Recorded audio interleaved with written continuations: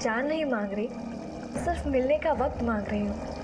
कल तुम्हारे शहर आ रहे हैं, उम्मीद करते हैं मायूस नहीं करोगे।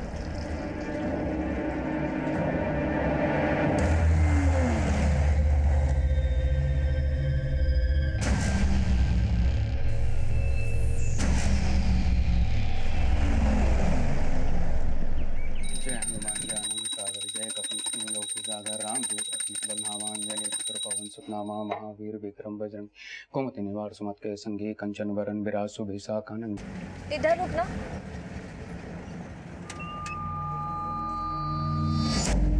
दस मिनट रुकिएगा, हम अभी आते हैं।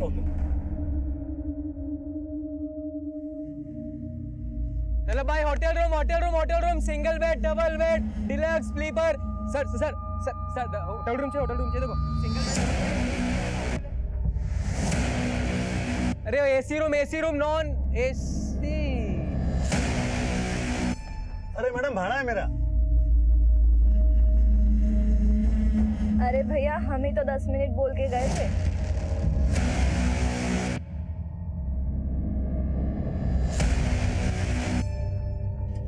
गजब। चला AC room, non AC room. हाँ सर, कल इस बच्ची को हम देखे थे, स्कूल ड्रेस में थी ये। सर वो राकेश से क्या बात कर रही थी हमें कुछ नहीं पता, वो बहुत दूर पे खड़े थे और फिर सर वो उसी के बाद राकेश के साथ चली गई। राकेश कौन? लॉज का एजेंट है सर, लोगों को रूम दिलवाता है।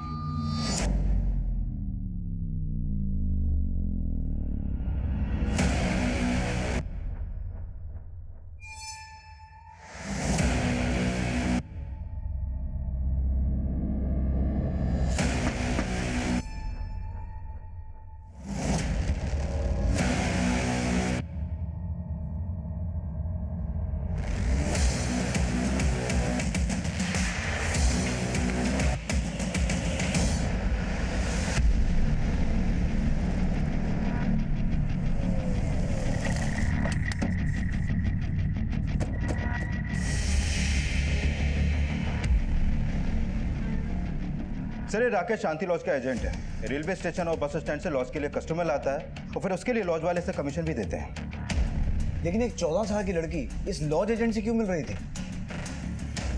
और जिस जगह ये दोनों साथ में देखे गए थे वो जगह रजनी के स्कूल से काफी दूर है, तो फिर रजनी वहां क्या करने गई होगी? सर मामला तो अटपटा ही लग रहा है और अब ये राकेश भी गायब है और लॉज वालों ने राकेश का जो नंबर दिया था वो भी बंद है। लेकिन इन दो। हाँ वर्मा। सर ये राकेश संजय का भांजा है। क्या? राकेश संजय का भांजा है? तो मतलब ये हुआ कि राकेश और रजनी मेरे भाई बहन हैं। चाहिए क्या AC room, double bed, single bed, 200-300 रुपए डिस्काउंट। भैया, एसी वाला रूम मिलेगा क्या? सर संजय ने भी राकेश का वही नंबर दिया जो हमें शांति लॉज वालों से मिला था। लेकिन राकेश अभी है कहाँ? इसके बारे में कुछ बताया? नहीं सर, लेकिन सर पता चला है कि राकेश बहुत टेढ़ा आदमी है। जहानाबाद थाने में एक नाबालिग लड़की को गायब करवाने का केस चल रहा है उसके ऊपर।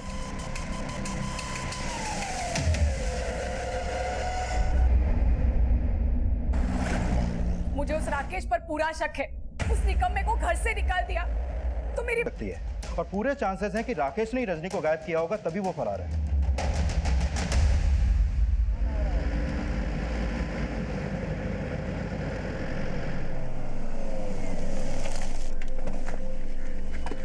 कौन सा घर है? सर ये वाला है।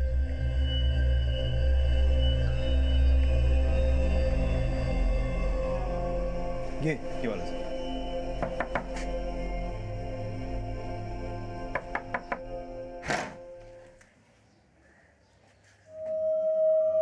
राकेश के दोस्त शोएब की अम्मी हैं आप? जी। हमने सुना आजकल राकेश यहीं रह रहा। जी हाँ। अरे कहाँ जा रहे हैं आप लोग? अरे साहब, क्या कर रहे हैं ये लोग? अरे साहब, क्या हो रहा है?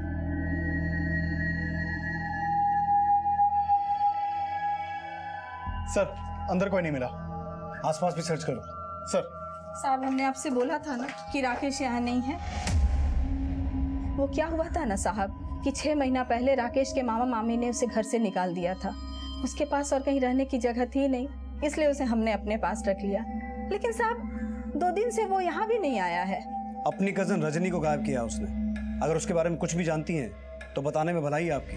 नहीं साहब, हमें नहीं पता राकेश कहाँ है। लेकिन ये तो पता होगा कि 4 महीने पहले राकेश ने आपके बेटे शोएब के साथ मिलकर एक नाबालिग लड़की आयशा को गायब किया था, और उस केस में आप भी इन्वॉल्व थी।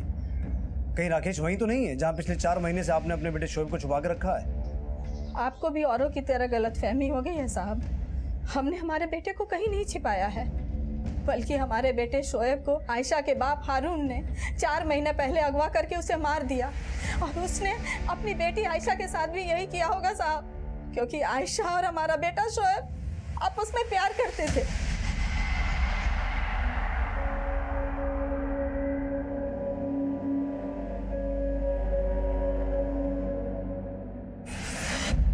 लेकिन आयशा के बाप को यह बर्दाश्त नहीं हुआ कि एक गरीब माँ का बेटा उसकी रईस बेटी से प्यार करता है। बेटी के साथ लगेगा, बेटी के साथ लगेगा, बेटी के साथ लगेगा। हाँ? आप मुझसे प्यार करते हो? करवाऊं तुझे प्यार? बेटी के साथ लगेगा। माफ कर दीजिए। संभाल अपने बेटे को। अगर हमारी बेटी के पास नजर भी आया ना दोबारा तो अच्छा नहीं होगा, बता रहे, समझा?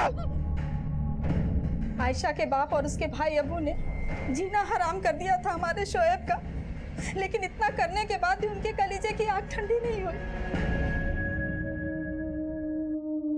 शोएब का कुछ पता चला? नहीं मौसी, लेकिन ये पता चला कि आयशा भी गायब है। आयशा भी गायब? गाड़ी, पुलिस। अच्छा वो साहब आप सब इसी के बेटे शोएब ने गायब किया हमारी नाबालिग बेटी को। पूछे से कहाँ रखा है हमारी बेटी को, और ये इसी ने साथ दिया किडनैपिंग में उस लड़के का। साहब ये सब हारून की चाल थी। पहले तो उसने हमारे बेटे और अपनी बेटी को मार दिया, और फिर अपना गुनाह छिपाने के लिए उसने हम पर और राकेश पे झूठा केस लगा दिया। Excuse me. हेलो।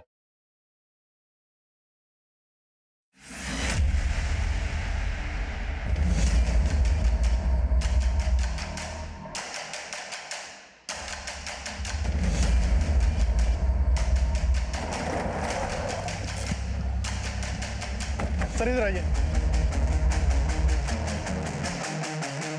पीछे पीछे। सर ये देखिए, सर बॉडी पे कोई कपड़ा नहीं था और शरीर पे कई जगह चोटों के निशान थे। सर शायद ब्रूटली रेप किया गया। सर और चाकू से गला काटा गया है। बॉडी को पोस्टमार्टम के लिए भिजवाओ।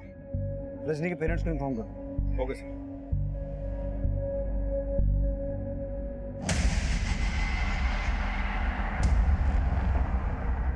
बदला पूरा हुआ।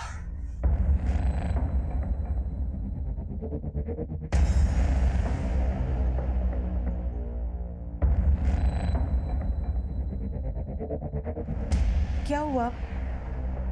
इतने परेशान क्यों लग रहे हैं?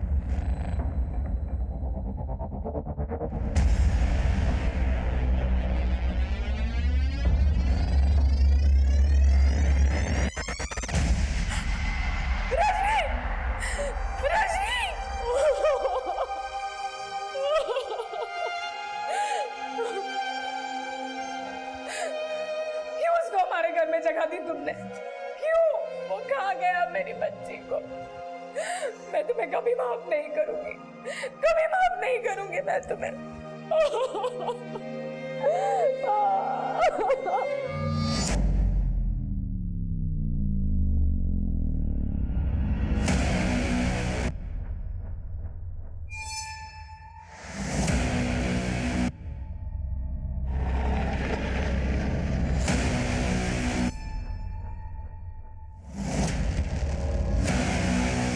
हमें रजनी की डेड बॉडी नजीमाबाद से मिली, लेकिन रजनी गायब हुई थी बिजनौर से, जहां वो राकेश के साथ देखी गई थी। और राकेश का फोन बंद हुआ जहानाबाद में, जहां पर वो शोएब के घर पे रह रहा था। तो रजनी के साथ जो कुछ भी हुआ है वो इन तीनों एरियाज में कहीं हुआ है। इन तीनों एरियाज को अच्छे से स्कैन करो और किसी भी तरह से ये पता लगाओ कि ये राकेश गायब कहाँ है। सर राकेश के मामा मामी शुरू से ही शक जता रहे हैं कि राकेश ने ही रजनी को गायब किया होगा, और वहीं दूसरी तरफ शोएब की माँ कुछ और ही कहानी सुना रही है। वो बोल रही है कि शोएब और आयशा मिसिंग नहीं है, बल्कि इनका मर्डर हुआ है। राकेश, रजनी और उसके माँ बाप के बारे में सब कुछ अच्छे से पता करो, और शोएब की माँ आसमा पर नजर रखो। मुझे लगता है वो जानती है कि राकेश कहाँ है।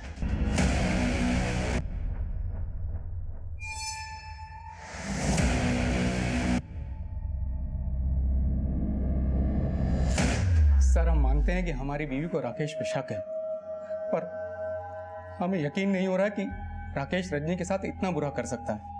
पर राकेश गायब तो है। आपको राकेश के अलावा किसी और पे शक हो रहा है अब?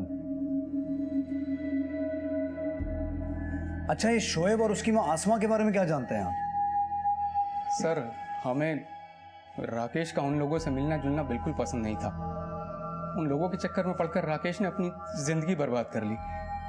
बस सर, इससे ज्यादा हमें कुछ नहीं पता।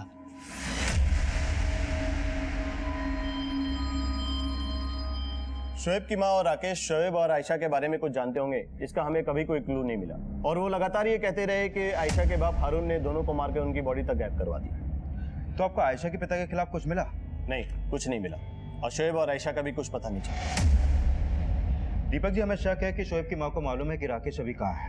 ठीक है, हम शोएब की माँ पे नजर रखते हैं और राकेश के बारे में कोई भी इंफॉर्मेशन मिलती तो आपके साथ शेयर करते हैं। एक तरफ आसमा पे नजर रखकर राकेश की जानकारी जुटाने का प्रयास किया जा रहा था, वहीं रजनी के मर्डर से जुड़े राज का पता करने के लिए बिजनौर, जहानाबाद और नजीबाबाद के इलाकों में छानबीन की जा रही थी। इस बीच पुलिस को यह जानकारी मिली कि राकेश जिस शांत पुलिस आई थी तो हमने पुलिस को आते हुए देख लिया था सर। सर, हमें पता चल गया था कि रजनी गायब हो चुकी है और हमें यह भी पता था कि मामी पूरा शक हम पे ही करेगी, क्योंकि मामी बचपन से हमें नापसंद करती है। उन्हें यह लगता था कि हमारी गंदी नजर है मामी पे। मामा, मामा,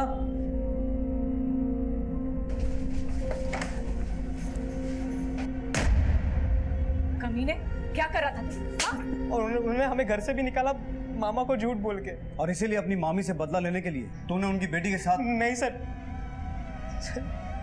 रजनी हमारी छोटी बहन थी सर। लेकिन जिस दिन रजनी गायब हुई थी तू उसके साथ देखा गया था। हाँ सर, जब से हमें घर से निकाला गया रजनी अक्सर हमें मिला करती थी। और उस दिन भी मिली थी। चाहिए क्या AC room, double bed, single bed, 200-300 रुपए डिस्काउंट। भैया, एसी वाला रूम मिलेगा क्या? हाँ जी मैडम, जरूर मिलेगा। वापस स्कूल बंक मार के आई तू? हाँ, आप एक मिनट इधर हो ना, हमें ना आपको कुछ देना है। क्या देना? एक मिनट। क्या है? आपको पैसों की जरूरत होगी ना, आप ये पैसे रख लो। लेकिन इतने पैसे तू कहाँ से लाई? अरे हमने आपके लिए जोड़े, आप बस रखो ना। पैसे देने के बाद रजनी चली गई थी और हमने रजनी के साथ कुछ भी नहीं किया सर। लेकिन हमें पूरा शक है कि ये सब कुछ उस हारून और उसके बेटे अबू ने किया है।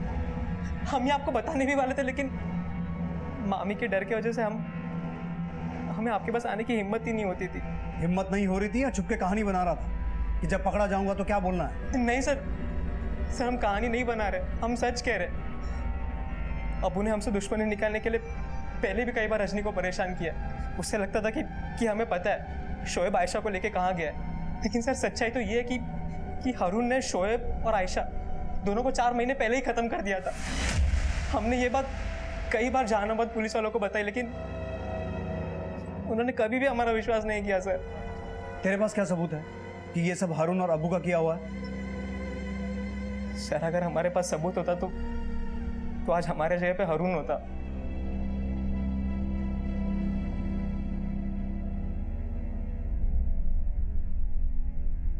सर, हो सकता है ये कहानी बना रहा हो, लेकिन रजनी बिजनौर में जहाँ पे ट्यूशन पढ़ती थी वहीं पे करीब 3 महीने पहले तक हारून का बेटा अबू भी पढ़ता था, और करीब 4 महीने पहले तक अबू की बहन आयशा भी वहीं पे ट्यूशन पढ़ती थी। कौन सा ट्यूशन सेंटर है ये? बच्चों कल आपका टेस्ट से याद करके आना।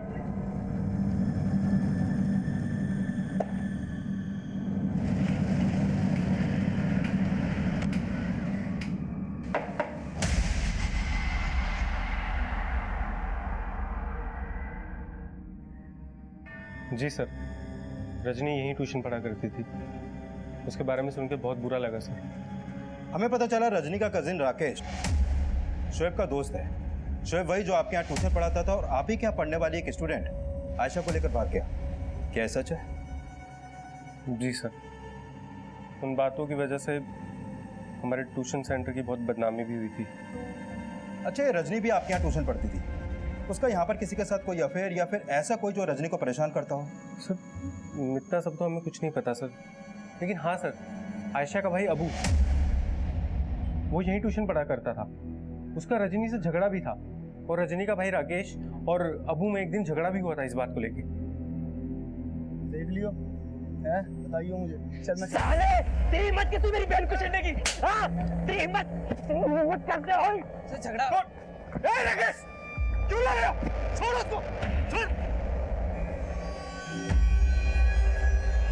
देखता हूँ मैं तुझे। और सर उस दिन के बाद से अबू और राकेश दोनों ही यहाँ पे कभी नहीं आए। ठीक है, कुछ और पता चलता है तो इन्फॉर्म करना। सर, अबू के बारे में एक और इन्फॉर्मेशन मिली है। जिस कॉलेज में वो पढ़ता था वो वहां 15 जुलाई से एब्सेंट है और रजनी गायब हुई थी 16 जुलाई को, और तभी से अबू अपने घर के आसपास भी दिखाई नहीं दिया है।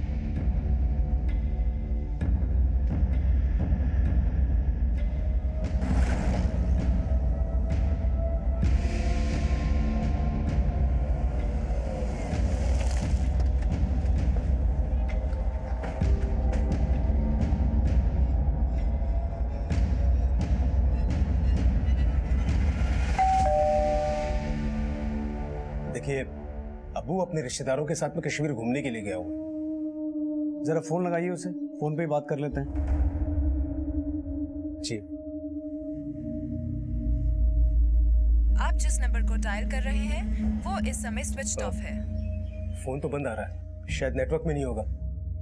पहले ये बताइए अबू से आप लोगों को क्या काम?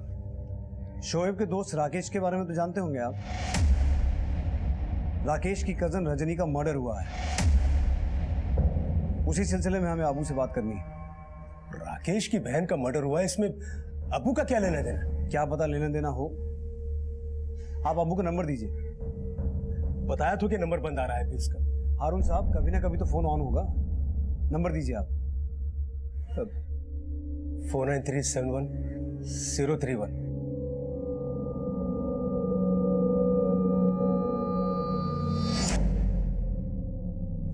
हम जानते हैं कि तुम दुनिया के सामने आना नहीं चाहते, लेकिन हम खुद को तुमसे मिलने से रोक नहीं सकते।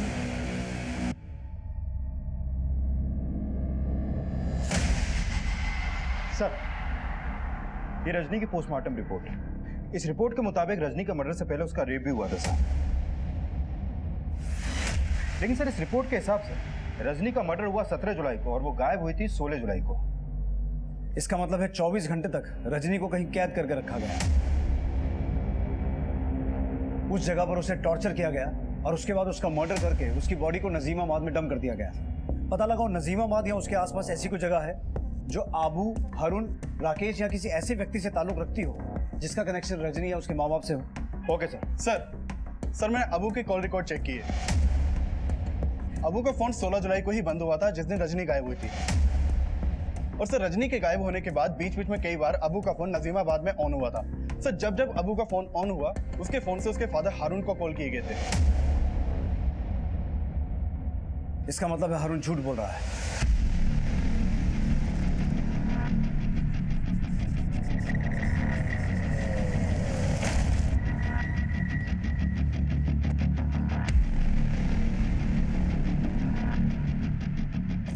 अब क्या हुआ साहब? तेरा बेटा अबू कहाँ है? साहब वो तो अपना इसका फोन चेक करो, हो सकता है इसमें अबू का दूसरा नंबर हो। फोन दीजिए। साहब कश्मीर नहीं गया वो, झूठ बोल रहा है तू। हमको नहीं पता अबू कहाँ गया, उसको लेकर हम लोग खुद परेशान। सर ये देखिए, ये देखो बदला पूरा हुआ।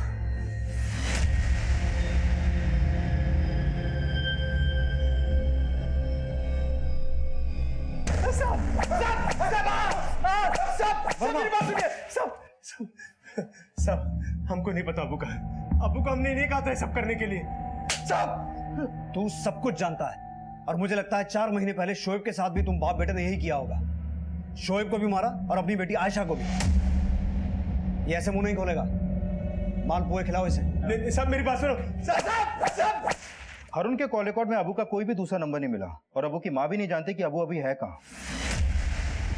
अबू की माँ नहीं जानती, लेकिन अबू का बाप जरूर जानता होगा क्योंकि वो वीडियो हमें उसी के फोन से मिला है। लेकिन सर एक बार सर हारून को बहुत पीटा, लेकिन वो यही कह रहा है कि 4 महीने पहले ना तो उसने शोएब और आयशा के साथ कुछ किया और ना ही उसने अबू को रजनी को मारने के लिए कहा। और सर अबू भी वीडियो में अकेला ही दिख रहा है। लेकिन उस वीडियो में रजनी का मर्डर एक घर में हुआ था और रजनी की लाश मिली नजीमाबाद के आउटस्कर्ट्स में। तो रजनी को अपने साथ ले जाने में और उसकी बॉडी को डंप करने में किसी गाड़ी का इस्तेमाल तो किया गया होगा। UP access 1247। अबू यही गाड़ी चलाता था और जब यहाँ से गायब हुआ था तब उसके पास यही गाड़ी थी।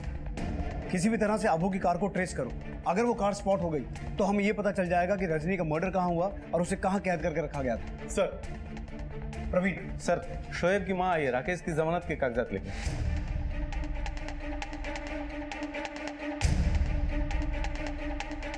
ये साफ था कि अबू द्वारा किए गए रजनी के रेप और मर्डर का मकसद 4 महीने पहले शोएब और आयशा के गायब होने से जुड़ा था और हारून भी शक के दायरे में था, लेकिन उसे जमानत पर रिहा कर दिया गया। अबू की तलाश में अबू की कार का पता लगाया जाने लगा और इस तलाश ने इस केस के सारे समीकरण ही बदल दिए जब रजनी के रेप मर्डर के प्राइम अक्यूज अबू की लाश पुलिस को मिली। सर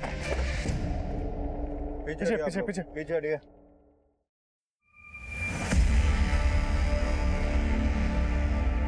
सर रजनी का मर्डर अबू ने किया था, ये उस वीडियो में साफ दिख रहा है और उसकी बॉडी इसी ने डंप की होगी। लेकिन अबू की लाश उसी की गाड़ी में, इसके माथे पे गोली भी लगी और देसी कट्टा भी इसी के हाथ में। लेकिन जो लड़का किसी लड़की का ब्रूटली रेप कर सकता है और उसके बाद बेखौफ होकर उसका मर्डर भी कर सकता है, वो अपने आप को नहीं मार सकता। जरूर ये कोई गेम खेल रहा है। ये सीन जानबूझकर क्रिएट किया गया है ताकि हमें ये लगे कि अबू ने सुसाइड किया है। आई एम श्योर अबू का मर्डर हुआ है। इसके भाई ने गायब किया था ना ईशा को। मैंने बदला ले लिया, रेप कर दिया इसके साथ और अब इसको मारने जा रहा हूँ। इसको सूली पे चढ़ा सकता हूँ। इन वीडियोस में अब्बू के अलावा और कोई नजर नहीं आ रहा है। वर्मा, किसी भी तरह इस जगह का पता लगाओ और मुझे लगता है ये जगह नजीमाबाद में ही होनी चाहिए क्योंकि अब्बू नजीमाबाद से ही अपने बाप को कॉल कर रहा था। सर अबू ने रजनी को इतना ब्रूटली मारा है कि हो सकता है अबू का मर्डर रजनी के मर्डर के बदले से जुड़ा हो सकता है। सर रजनी के मर्डर का बदला रजनी के पेरेंट्स भी ले सकते हैं और राकेश भी। वैसे भी राकेश की अबू से दुश्मनी थी। रजनी के पेरेंट्स को भी खंगालो, लेकिन मुझे शक राकेश पे ही हो रहा है क्योंकि रजनी के गायब होने के बाद राकेश भी गायब हो गया था और राकेश ने ये शक जताया था कि अबू ने ही शायद रजनी को मारा होगा। हो सकता है उसे इस बात का पता चल गया हो कि अबू ने रजनी को कहाँ छुपा के रखा है और हमसे छिपकर उसने अबू से बदला लिया। राकेश को थाने बुलाओ। Okay sir.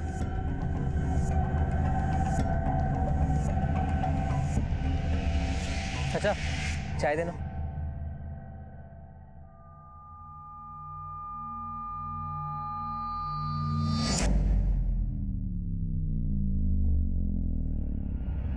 चलो भैया चाय।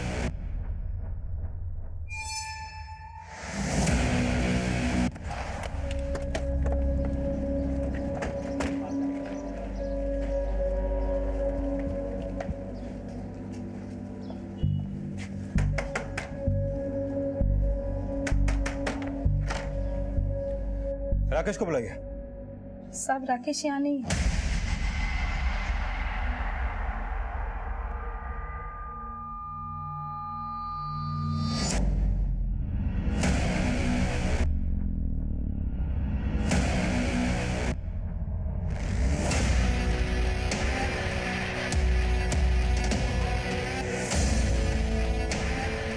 Auto auto auto auto.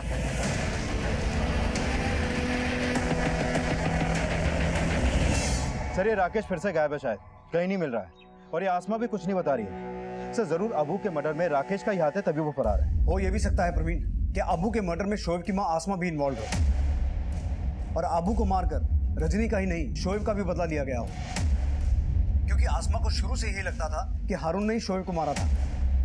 आसमा को थाने लेके आओ। Okay sir. तो आपको ऐसा लगता है कि अब्बू को राकेश ने मारा होगा? हमें तो ये भी लगता है कि अबू के कत्ल में तुम भी शामिल हो। हारून से अपने बेटे का बदला लेना चाहती थी ना? पहले तो आप बोल रहे थे कि हमने हमारे बेटे और हारून की बेटी को छिपाया और आज जब उसके बेटे का कत्ल हो गया तो उसका इल्जाम भी हम पर लगा रहे हैं। साहब ये जो रजनी के साथ जो कुछ हुआ है सब कुछ हारून की शय पर ही हुआ है। वो आदमी इतना गिरा हुआ है कि खुद को बचाने के लिए अपने बेटे को भी मरवा सकता है। सर ये भले ही हमसे कुछ छुपा रही हो लेकिन हम हारून को भी क्लीन चिट नहीं दे सकते क्योंकि रजनी के साथ जो कुछ भी हो रहा था वो दौरान अबू लगातार हारून को वीडियो भी भेज रहा था और उसे कॉल भी कर रहा था। माना ये हारून बहुत पहुंची हुई चीज है, पर हमें इस राकेश के बार बार गायब होने का चक्कर भी समझना होगा। हेलो।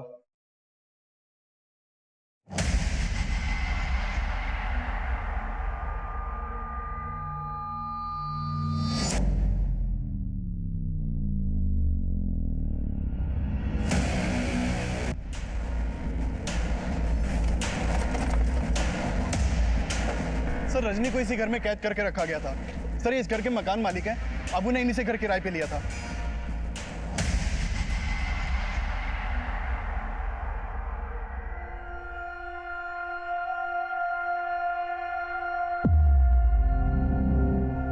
साहब अबू ये कह रहा था कि उसको 15 दिन के लिए हमारा ही घर चाहिए और उसका 2 महीने का किराया भी देने के लिए तैयार था वो।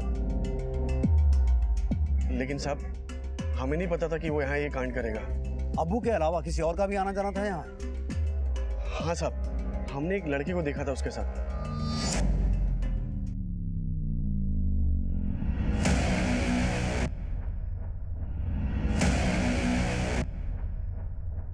स्केच बनवा सकते हैं उसका? साहब ठीक तरह से उसकी शक्ल याद नहीं।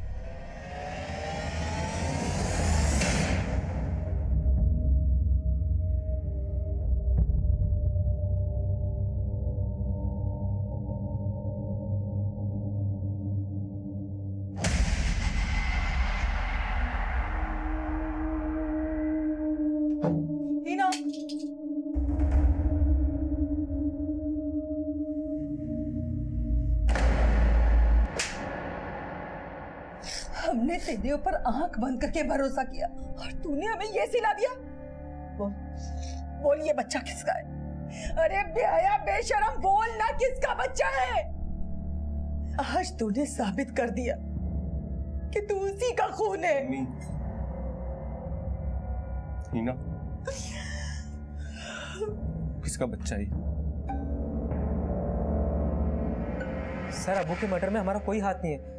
जैसे हमें पता चला कि अबू का मर्डर हो गया, हम खुद हैरान थे कि पता नहीं उसे किसने मारा होगा। सच सच बता, तुम दोनों मिलकर क्या खिचड़ी पका रहे हो? सर हम कोई खिचड़ी नहीं पका रहे और हम वहां से भागे नहीं थे। भागा नहीं थे तो गायब कहाँ हुआ था?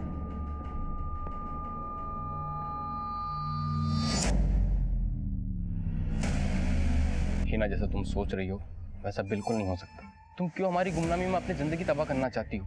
शोएब, हम जानते हैं कि तुम्हारी गुमनामी में कई गुनाह छिपे हैं, फिर भी हमारी नजर में तुम्हारे हर गुनाह माफ है। ना ऑटो,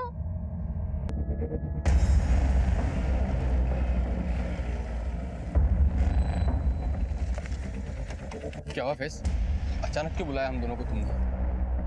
क्योंकि अब तुम दोनों की शामत आने वाली है। क्या कर रहा है? बंदूक नीचे कर। हम तुमको सब कुछ बताने वाले थे, लेकिन तुम्हारी बहन ने हमको ऐसा फंसाया कि हम कुछ भी नहीं बता पाए तुम्हें। तुम्हारी बहन ने तुम्हारे ही मोबाइल से हमें ऐसे मैसेज किए कि हमें लगा कि तुमने किए।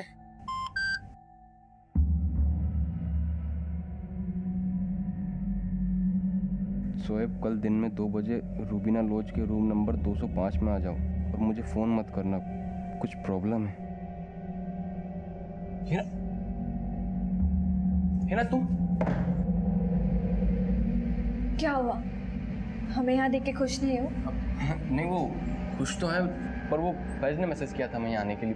भाईजान ने नहीं, हमने उनके नंबर से तुम्हें मैसेज करके यहाँ बुलाया है। क्या? रुको, सब कुछ बताता हूँ तुम्हारे भाई को अभी मैं फोन करके। और हारून का अगर पता चला कि तुम और आयशा इसी शहर में हो तो तुम्हारी अम्मी का क्या होगा सोच लेना। और भूलो मत कि आयशा अभी भी नाबालिग है। पुलिस को पता चलेगा तो क्या होगा, सोचा है तुमने? तुम क्या चाहती हो ना? हम क्या करते यार, हम फंस गए थे। क्या कर रहा है? पागल हो गया? गोली में चला ना, तेरा हाथ जुड़ो।